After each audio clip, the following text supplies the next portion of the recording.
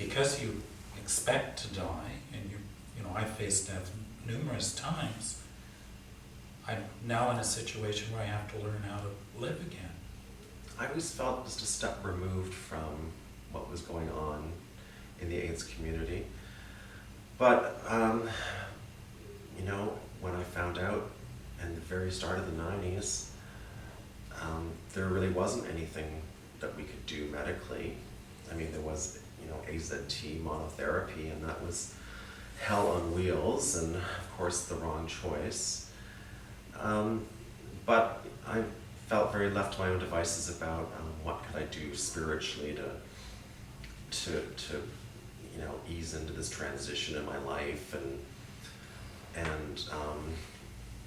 try to go on whatever forums were happening and healing circles. It was a very kind of an empowering time, but it was a very scary time, and of course, that's when people started dropping dead really quite quickly around me. The more I got into the whole AIDS community, so to speak, the more I found out how devastating it was, and then all the choices about staying at work or what you're going to do and what your health consequences are. And I remember one of my first trips to the doctor, and I got my first CD4 count, and he's like, "Oh, I don't know, it doesn't look good, and maybe you've got 5 years, I can't really say." And it was, that part, of course, was difficult, but proved him wrong. I mean, here we are 16 years later, and it's like, whatever.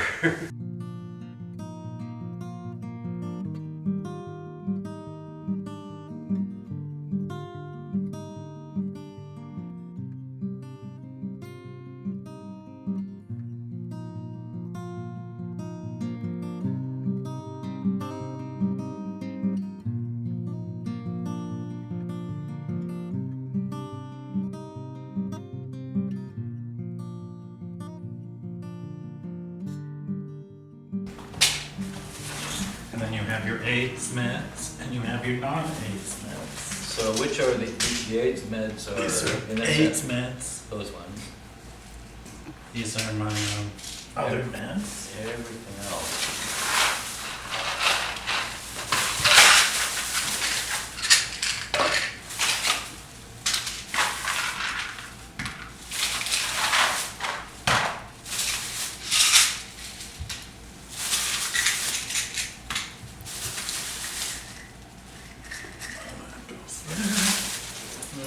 Wow. This brings me back to when you were talking about that guy that asked you, "So why aren't you working?" Remember?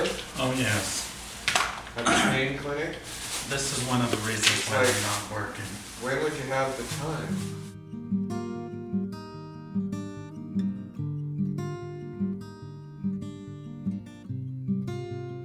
I'm on 13 prescribed medication.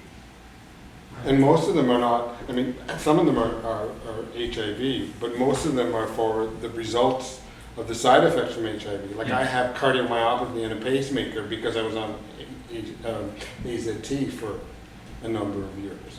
I'm on Lipitor because the AIDS drugs affect my cholesterol. I'm on Avandia because the AIDS drugs affect my sugar and my pancreas levels, and all this sort of stuff. So it just seems ludicrous that we're running around on this treadmill of medications, and every time we get new medication, we have to get something else for the side effects. I asked my pharmacist last year, I said, "Can you print out my prescriptions for last year?" And he did, and it was was $85,000. And I thought, my God, my partner doesn't even make that in salary in a year, and I'm on this drug benefit plan. So when I was nauseous 724, it prompted me to take a drug holiday. I remember sitting on my back porch one morning, and I used to wake up nauseous every single day for 7 months, and it lasted all day. And I was crying on my back porch, and I thought, if I had a gun sitting right here, right now, I would have used it. And I literally had that one moment in absolute desperation, that had the gun been available, I would have used it. And that very same day, I got up from there, phoned my doctor, and said, John, I need to see you.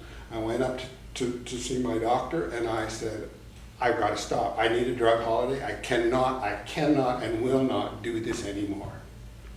And he said, what do you want? And I said, I want a drug holiday. And so I took a drug holiday. But I was at the end of my rope.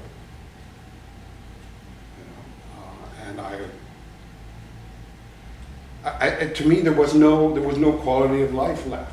A sleeping pill isn't an option because then I'm too groggy the next day. I can't function like that. I need all the brain cells I can muster up to function.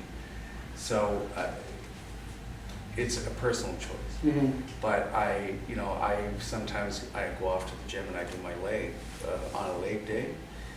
It's excruciating, and I come home and I suffer for 3 days after. So it's a recovery time for most people would be they would take a day off from the gym after a leg day.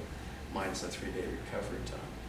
But I mean, the option is you take. I could go on some of these medications for the neuropathy, Mm-hmm. but I'm just too. It doesn't cure it. It doesn't. Well, that's the Yeah, thing, it's it's doing masking. is masking. It's It's masking. just masking. Yeah. I'm still taking DDI, and my legs are getting worse, and I can't seem to. There's nothing else right now. So I'm a bit in a dilemma of whether I should fuck it and just run a viral load and drop a DDI, or wait until my legs finally just give out. I find it very hard, particularly with that medication.